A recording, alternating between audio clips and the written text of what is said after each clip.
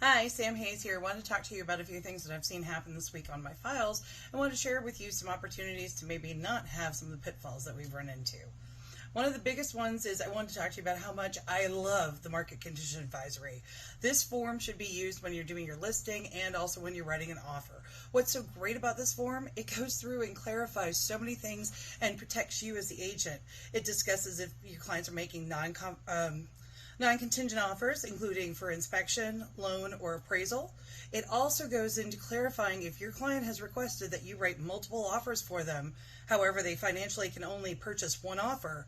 It clarifies that if you do not put a contingency into the contract saying, hey, we've got multiple offers out, this is subject to agreement, that they could be held liable by that seller or multiple sellers if all of the offers get accepted to close the deal, even if contingencies have not been removed. I think that's something we forget, that this still can be held accountable because that buyer's not acting in good faith, so they've already creating an issue in the contract. That puts it in writing that you told them that.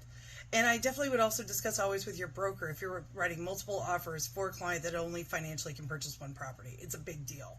It also clarifies that the prices cannot be set by the agent. The market could be worth $1 tomorrow, it could be worth $1 million. We don't know. And the best one is it clarifies that you cannot go through that the offers are not confidential, that they can be discussed.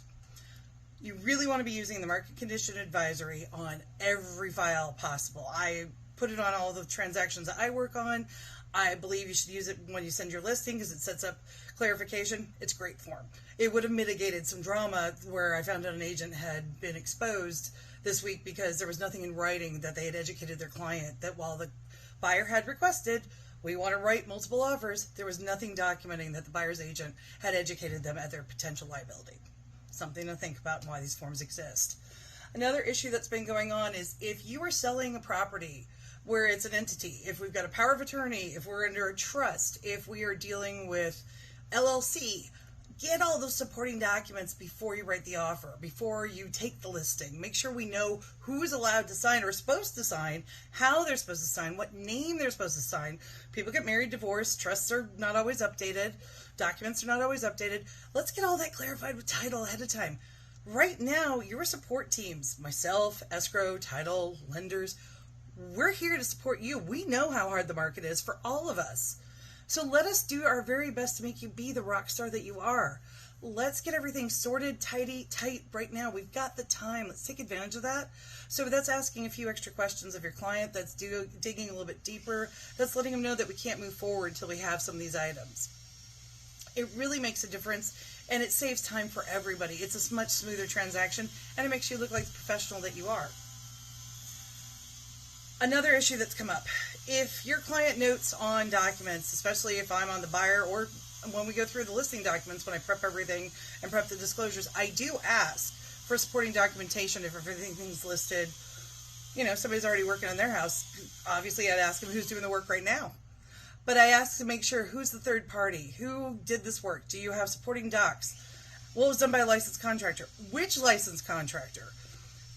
Now is the time that while you're taking your listings that we want to make sure that we review that and get all the supporting documents before it's in the pod, before it's packed up in the drawer. When, I don't remember, have them look through the checkbook, have them look through it. I'm on a transaction where it's coming out piecemeal and the agents are speaking out and they're being the voice of clarification, not the seller, even though it's an entity seller. That's liability because they have known material fact because they've helped prep the property. Understandable, but when it's piecemeal, instead of giving me this third party to put all that responsibility onto, that's going to insulate you to be best risk management for you and the listing, and your seller, as well as for your broker. Verify everything with your broker of record, but it's always best to provide as much supporting documentation showing items were repaired, how they were repaired, if there are any warranties available, and why those need to be used. And then lastly, if anybody's going on title, I don't care about the loan. I really don't. The loan to me, I don't care who's signing, I don't care who's a co-signer, whatever. Whatever the lender needs, I will do to the contract. But whoever's going on title, if I need them on my contract, then they're signing every document on file. I don't care if they're a non-borrowing spouse. That does not impact me or your DRE audit. If I've got a name on a contract or I've got a name going on title, they're going to match, and I need to have them sign every disclosure, every document on file. I don't care what escrow tells you, or, oh, this one document or just an addendum.